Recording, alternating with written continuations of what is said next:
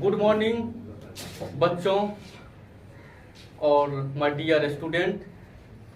आशा करते हैं कि आप लोग खुश और स्वस्थ होंगे और पढ़ाई करते होंगे। इसीलिए चलिए हम आप लोगों को क्वेश्चन की ओर लेके जा रहे हैं। चलिए क्वेश्चन की ओर देखते हैं कि आखिर क्वेश्चन क्या है। चलिए पहला क्वेश्चन क्या है उसको हम लोग क्या करते हैं, पढ़ते हैं। पहला क्वेश्चन ये कह रहा है कि निम्न में भाज्य संख्या है, निम्न में भाज्य संख्या है। तो आप लोग जो है इसको बहुत ही न्यूनतम कक्षा से ही पढ़ते आ रहे हैं कि भाज्य संख्या जो होती है वैसी संख्या होती है जिनमें एक और स्वयं के अलावा अन्य संख्या से भाग लगे। तो इसमें क्या कर रहे हैं, निम्न में भाज्य संख्या है। यदि हम ऑप्शन से चेक करें तो ऑप्शन से चेक करने के बाद ये पता चलता है कि 3 जो है एक से भी लगता है, स्वयं से भी लग रहा है। ये तो आपका जो है अभाज्य संख्या हो गया। इसी प्रकार से यदि हम लोग 5 को चेक करेंगे तो 5 भी अभाज्य संख्या है। इसी प्रकार से यदि हम 7 को चेकअप करते हैं तो अभाज्य संख्या हो जाता है। लेकिन यहाँ 4 जो है एक ऐसा ऑप्शन है जिसमें क्या होता है, एक और स्वयं के अलावा अन्य संख्या से भी भाग लगता है। जैसे हम यहाँ आपको चेक करके बताते हैं, 1 से भी लगता है, 2 से भी लगता है, 4 से भी लगता है। इसीलिए 1 नंबर का जो क्वेश्चन है वो क्वेश्चन है निम्न में भाज्य संख्या है। तो इस क्वेश्चन का जो आंसर होगा सी इज राइट आंसर। उम्मीद करते हैं इस सवाल को जो है आप लोग अच्छा तरीका से समझे होंगे। इसीलिए हम आप लोगों को अब अगले क्वेश्चन की ओर लेके जा रहे हैं। चलिए क्वेश्चन नंबर 2 क्या कर रहा है उस पर हम लोग चलते हैं। क्वेश्चन कर रहा है यदि P और Q दो अभाज्य संख्याएं हैं तो उनका मौसा है। यदि P और Q दो अभाज्य संख्याएं हैं तो उनका मौसा है।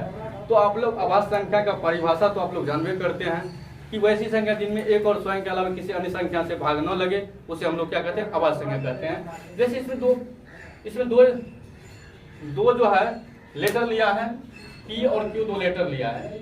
इसमें भी वो भी कह रहा है कि इसमें दोनों लेटर जो है ये अभाज्य संख्या है। तो कोई भी 2 अभाज्य संख्या ले लीजिए, जैसे कि 2 ले लिए और 3 ले लिए। यदि हम इसका मौसा निकालते हैं, यदि हम इसका मौसा निकालते हैं तो निकालने के बाद पता चलता है कि इसका मौसा जो है 1 आ रहा है। मौसा कितना आ रहा है, 1 आ रहा है। तो इसीलिए क्या क्वेश्चन में है, क्वेश्चन क्या कर रहा है, यदि P और Q दो अभाज्य संख्याएं हैं तो उनका मौसा है।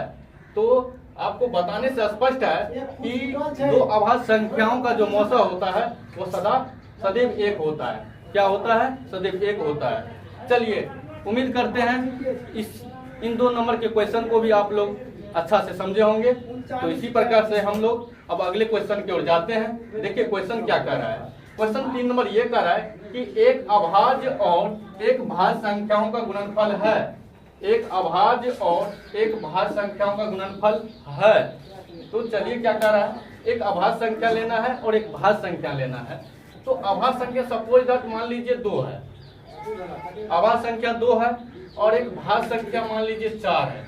यदि हम इन दोनों को मल्टीप्लीकेशन करते हैं तो गुना करने के बाद क्या आपका इसका रिजल्ट निकलता है, 4 गुनी 8 रिजल्ट निकलता है।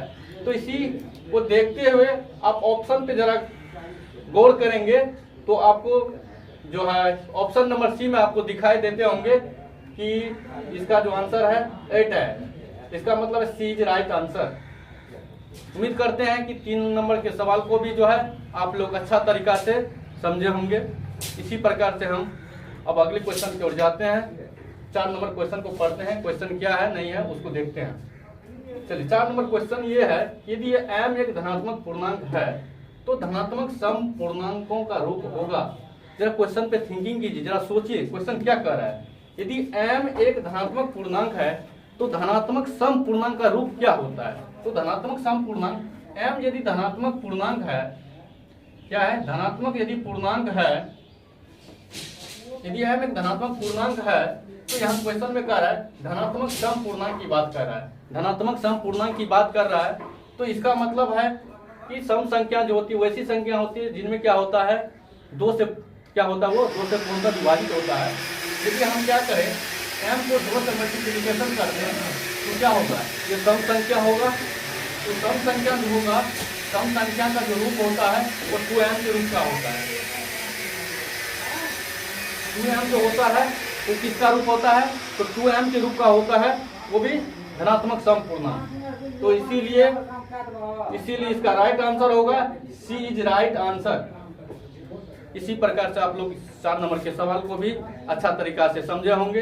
अब उम्मीद करते हैं कि आप 4 सवाल को अच्छा से पढ़े होंगे। तो इसी प्रकार से हम जो है अब अगला क्वेश्चन की ओर जाते हैं। क्वेश्चन नंबर 5 क्या कर रहा है उस पर जरा हम लोग ध्यान देते हैं। 5 नंबर क्वेश्चन ये कह रहा है कि 64 के अभाज्य गुणनखंड में 2 का घातांक है। यानी इसका कहने का क्वेश्चन का तात्पर्य है कि यदि हम 64 का अभाज्य गुणनखंड निकालते हैं, 64 का यदि अभाज्य गुणनखंड हम लोग निकालते हैं तो 2 कितनी बार आएगा, 2 कितनी बार आएगा। इसीलिए हम लोग क्या करते हैं, एक बार निकाल कर देख लेते हैं। निकालने के बाद आराम से पता चल जाएगा कि इसका कितना होगा, 2 का घातांक कितना होगा।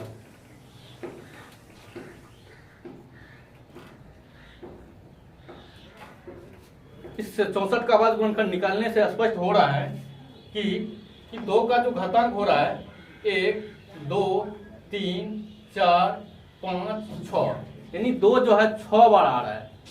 तो 64 का जो अभाज्य गुणनखंड में 2 का जो घातांक होगा वो कितनी बार आएगा, 6 बार आएगा। इसलिए option number C is right answer होगा। इसीलिए उम्मीद करते हैं और आशा करते हैं कि 5 नंबर के सवाल का जो आंसर होगा सी इज राइट आंसर होगा। और उम्मीद करते हैं इस सवाल को अच्छा से समझे होंगे और इस 5 क्वेश्चन को अच्छा से समझ करके अपनी परीक्षा की तैयारी अच्छा से करें।